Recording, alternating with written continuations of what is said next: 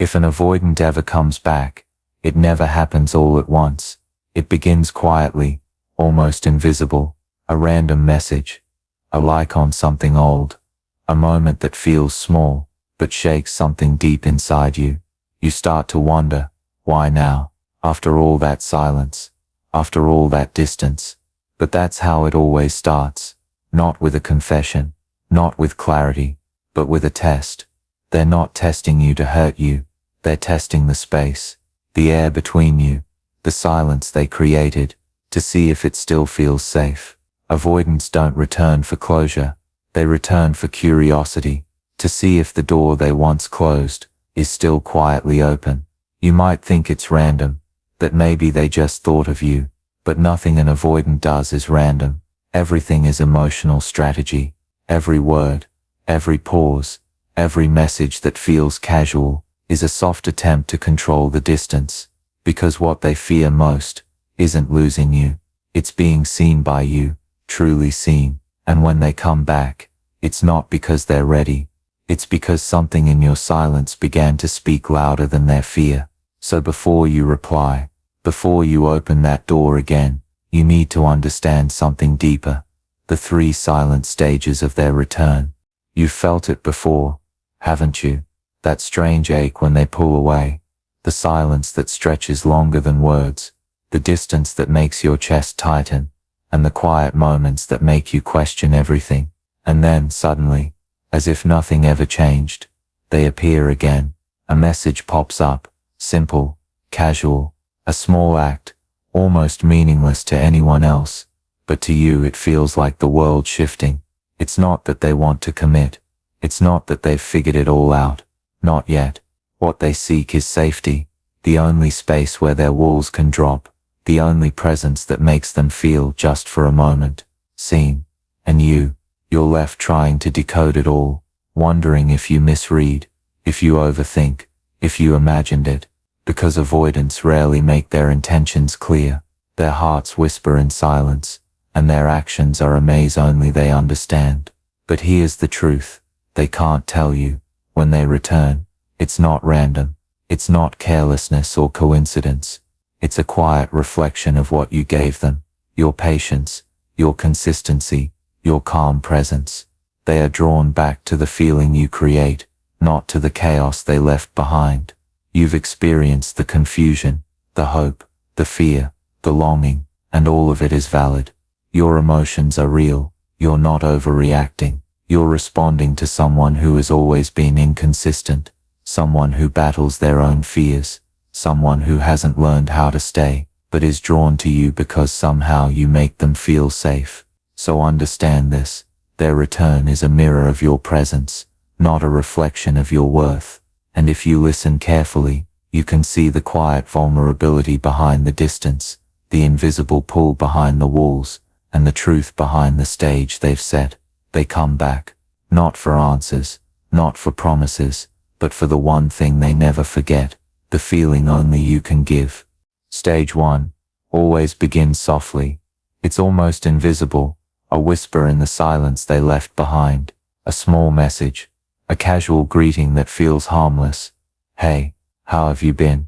On the surface it seems innocent, nothing to worry about, almost like nothing ever happened. But beneath the words, there's something more, a quiet tremor of fear, a hesitation you can't see but you almost feel. They're not here to reconnect. Not yet. This is not about commitment or closeness. It's a test. They are checking the air between you.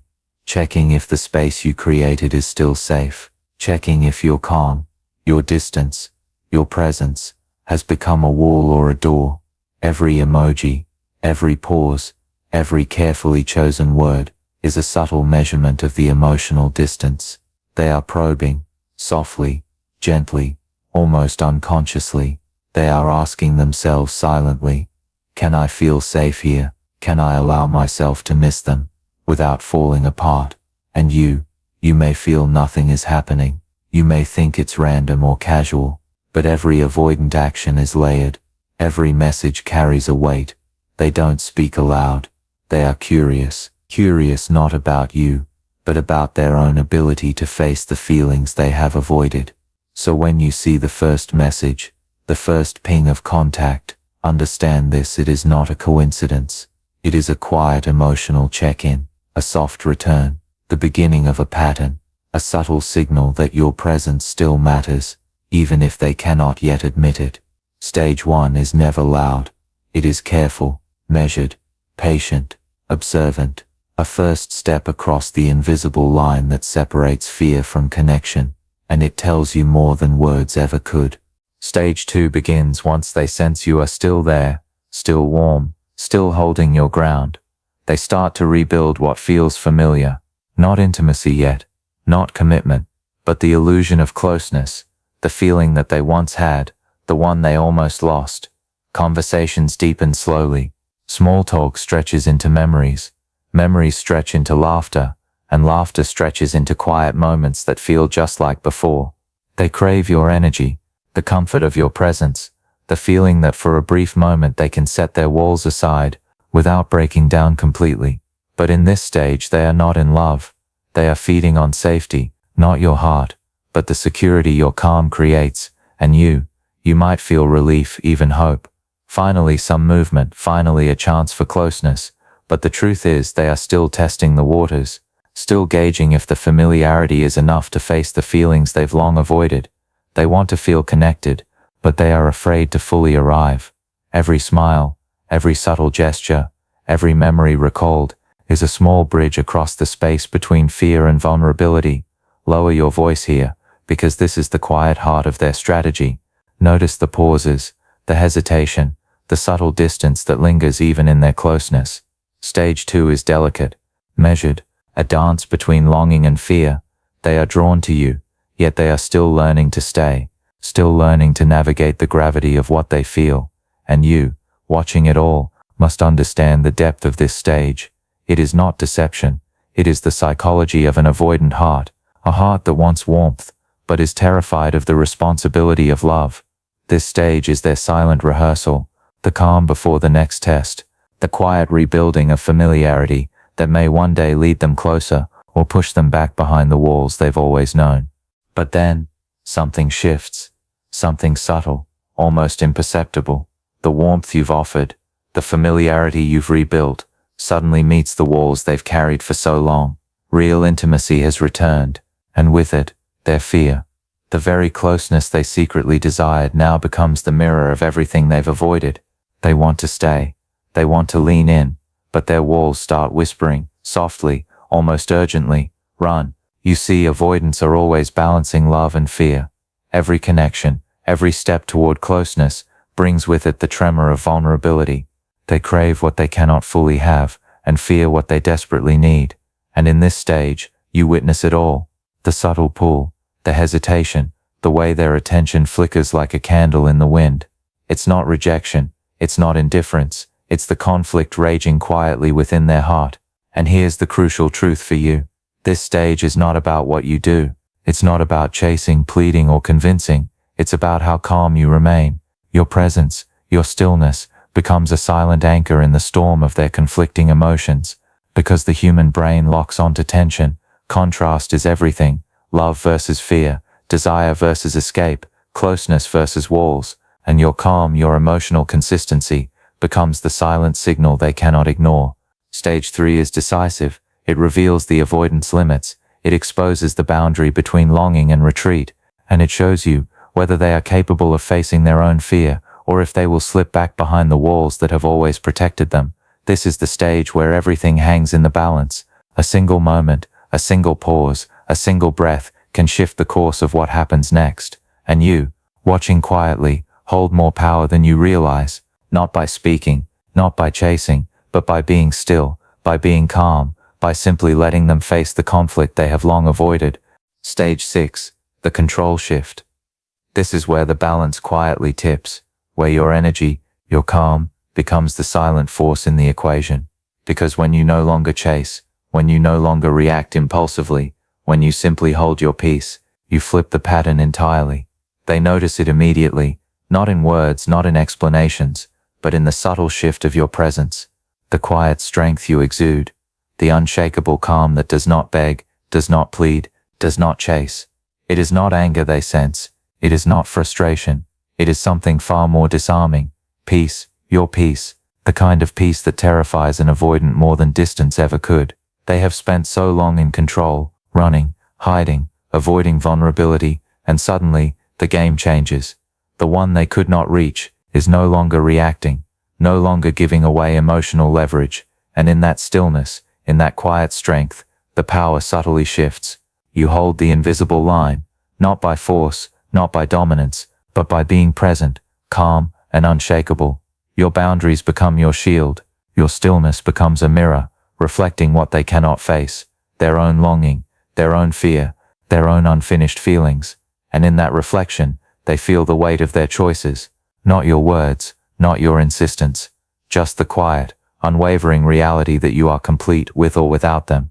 This is the emotional climax, the point where tension meets truth, where the avoidant sees without being told that they cannot control what they once took for granted, and in that space, they are forced to confront something far deeper than distance, their own fear of connection. The control has shifted silently. The quiet observer, the one who once chased, now holds the power, not through confrontation, not through manipulation, but through the strength of peace and the wisdom of stillness. They will start to feel it, that subtle emptiness, where your presence once was. The calm they once ran from, now echoes in their silence. They will realize you were never demanding, you were never frantic, you were patient, consistent, and that patience, that quiet strength you held, is what they failed to see in time. They will see that you weren't chasing, you weren't clinging, you were caring, caring without expectation, caring without compromise of your own peace. And in that realization, something shifts inside them, a quiet ache, a subtle regret, a longing for what they didn't fully grasp, for the presence they took for granted. They may never speak it, they may never confess it, because avoidants hold their walls higher than words, but internally, they feel it, the weight of their choices, the loss of a calm that once anchored them. It is silent, it is private, it is real, and it breaks them, not with anger, not with drama, but with quiet, cinematic regret.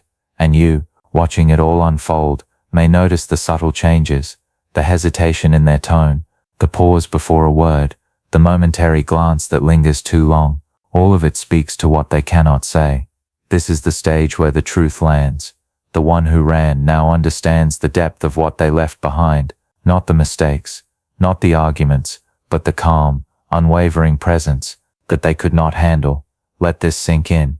Pause here. Let the quiet echo of their realization fill the space, because it is in that echo that the story of their silent regret and your strength truly exists. So if they ever come back, don't rush to prove your worth. Don't scramble for attention. Don't try to fill the emptiness they left. Let your peace speak for you.